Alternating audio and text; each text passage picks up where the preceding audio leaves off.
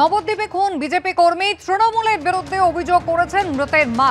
মারধর করার পর চিকিৎসা চলাকালীন হাসপাতালে মৃত্যু হয়েছে ওই বিজেপি কর্মীর। বুধবার রাতে কয়েকজন যুবক তারা গন্ডগোল করছিলেন, থামাতে গিয়েছিলেন ওই বিজেপি কর্মী সঞ্জয় ভৌমিক এবং সেখানে তাকে বেধড়ক মারধর করা হয় বলে পরিবারের অভিযোগ। তিনি পালিয়ে এসে বাড়িতে ঢোকেন, কিন্তু সেখানেও তাকে মারধর করা হয়েছে এমনটাই তার বাড়ির লোকের অভিযোগ। আশঙ্কাজনক অবস্থায় তাকে নবদ্বীপ হাসপাতালে ভর্তি করা হয়। সেখানেই গতকাল রাতে বিজেপি কর্মীর মৃত্যু হয়েছে।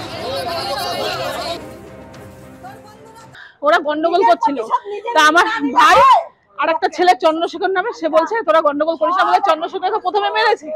ওর বাড়ির পাশে বাড়ি ঢুকে গেছে, যে আমার ভাই বাইরে গেছে, যাওয়ার পর 1 ঘন্টা পর ভাইকে ঘরের থেকে টেনেছে, মাথায় মেরেছে। হ্যাঁ, সিবিআই তদন্তের দাবি করেছেন নিহতের দিদি। কথা বলবো, ব্রতদীপ ভট্টাচার্য রয়েছেন আমাদের সঙ্গে। ব্রতদীপ, ইতিমধ্যেই পরিবারের পক্ষ থেকে দাবি করা হচ্ছে যে শাসক দল, অভিযোগের তীর শাসক দলের দিকে। সেক্ষেত্রে এখনো তারা পুলিশের কাছে কি কোনো লিখিত অভিযোগ জমা দিয়েছেন? একেবারে পরিবারের তরফ থেকে নবদ্বীপ থানায় একটা অভিযোগ দায়ের করা হয়েছে এমনটাই জানা গেছে, এবং তারা যেটা অভিযোগ করছেন, যে 4 জনের নামে তারা অভিযোগ করেছেন, অভিযোগপত্রে যে 4 জনের নাম দেওয়া হয়েছে তারা তৃণমূল আশ্রিত, এবং তাদের মধ্যে একজন তৃণমূলের বুথ সভাপতি রয়েছে বলে অভিযোগ নিহত সঞ্জয় ভৌমিকের পরিবারের। যেটা ঘটনা সেটা একবার তোমাকে জানিয়ে দিই যে বিশ্বকর্মা পুজোর দিন সেদিন সঞ্জয় ভৌমিক নামে এই যুবক নবদ্বীপের বাসিন্দা, তিনি বাড়ি ফিরছিলেন। সেই সময় তার বাড়ির সামনে একটা জটলা দেখেন। সেই জটলা দেখে তিনি সেখানে যান, এবং যেটা পরিবারের লোকেদের অভিযোগ, ওই জটলার মধ্যে একজন যুবক ছিলেন যার কাছ থেকে সঞ্জয় টাকা পেতেন। তার কাছ থেকে সে টাকা চান তিনি। তারপর সে টাকা না দেওয়ায় সঞ্জয় সেখান থেকে বাড়ি চলে আসে, এবং পরবর্তীতে ওই যে যুবকরা সেখানে জটলা করছিল তারা ফের সেখানে দাঁড়িয়ে থাকে। সঞ্জয় গিয়ে তাদের সেখান থেকে চলে যেতে বলে, এবং সেখান থেকে চলে যেতে বললেই সেই নিয়ে কিন্তু বচসার সূত্রপাত। তারপর সঞ্জয়ের বাড়িতে চড়াও হয় তারা, এবং অভিযোগ যে সঞ্জয়ের মায়ের সামনে, তার বৃদ্ধা মায়ের সামনে তাকে ফেলে পেটানো হয়, বেধড়ক মারধর করা হয়, তার মাথায় গুরুতর আঘাত লাগে, এবং মারধরের পর তারা সেখান থেকে চলে যায়। এরপর সঞ্জয়কে আশঙ্কাজনক অবস্থায় নবদ্বীপ স্টেট জেনারেল হাসপাতালে নিয়ে যাওয়া হয়, সেখানে ভর্তি করা হয় এবং সেখানে তার চিকিৎসা শুরু হয়। কিন্তু শেষ পর্যন্ত সঞ্জয়ের চিকিৎসা স্বাভাবিক ছিল না। গতকাল দুপুরের পরে তার অবস্থার অবনতি হতে থাকে এবং ক্রমান্বয়ে তার মৃত্যু হয়ে যায়, এবং মৃত্যুর পর যোগাযোগ বিচ্ছিন্ন হয়ে গিয়েছে আমাদের প্রতিনিধি ব্রতদীপ ভট্টাচার্যের সঙ্গে। তৃণমূলের বিরুদ্ধে মৃতের মা ঠিক কি অভিযোগ করেছেন দেখুন।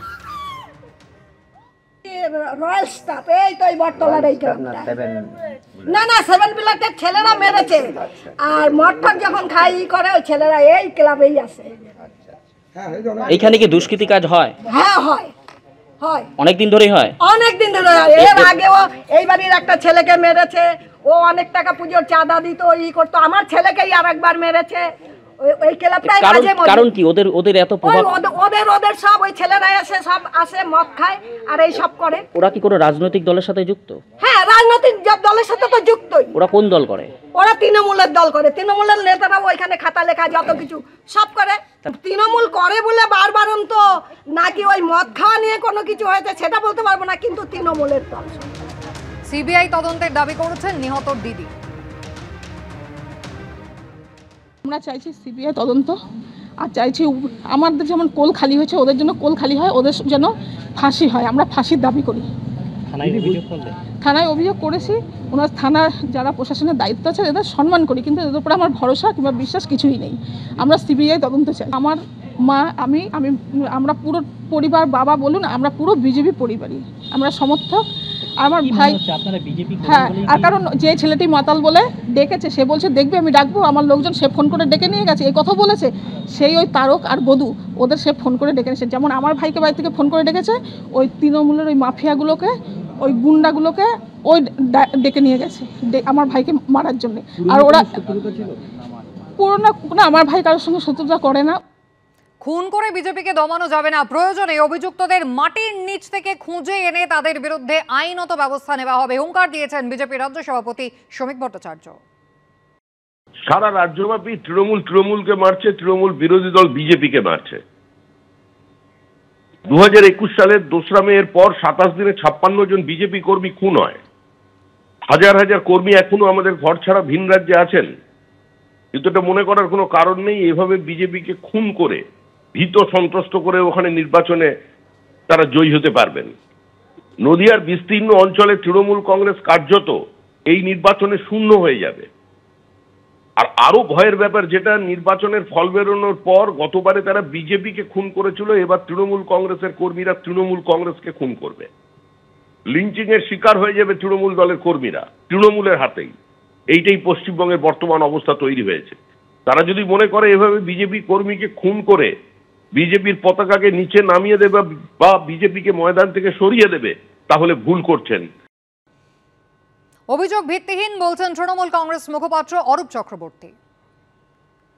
ওনারা সবসময় একটা মৃতদেহ নিয়ে লাশের রাজনীতি করেন। এর আগে তো আমরা দেখেছি যে কদিন আগে বিজেপি কর্মী তার পারিবারিক বিবাদে তার বাবা জড়িত ছিলেন সেই খুনের সাথে, বলে দেওয়া হলো যে তৃণমূল কংগ্রেস। এর আগে আমরা অর্জুন চৌরাকিয়ার সময় অমিত শাহকে এসে বলতে শুনলাম যে তৃণমূল নাকি খুন করে বডি ঝুলিয়ে দিয়েছে, ঝুলিয়ে আত্মহত্যা বলে প্রচার করছে।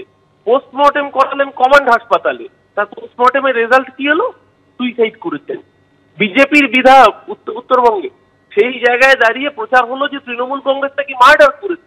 পরবর্তীকালে কি দেখা গেল যে তিনি যে কোঅপারেটিভ ব্যাংকের দায়িত্বে ছিলেন সেখান থেকে কোটি কোটি টাকা সেখান থেকে তছরূপ হয়েছে, সেই চাপ নিতে না পেরে তিনি আত্মহত্যা করেছেন। আমরা আবারও বলছি, যে কোনো মৃত্যু, মানুষের মৃত্যু দুঃখজনক, বেদনাদায়ক, কিন্তু প্রতিটা মৃত্যু হলেই বিজেপি যেভাবে শকুনের রাজনীতি করে পলিটিক্যাল কালার আনতে চাইছে সেটা ততোধিক নিন্দনীয়।